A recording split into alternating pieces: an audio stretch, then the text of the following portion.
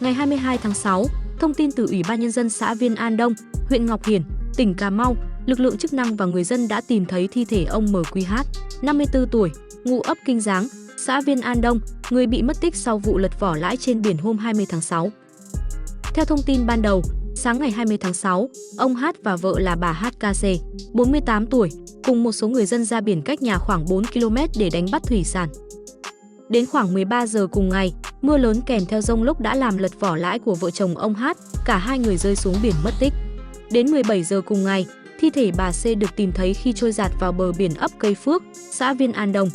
Riêng ông H mất tích, lực lượng chức năng tiếp tục được huy động để tìm kiếm. Đến trưa ngày 22 tháng 6, thi thể ông H được tìm thấy và vớt lên đưa về nhà an táng. Được biết gia đình ông H thuộc diện hộ có hoàn cảnh khó khăn.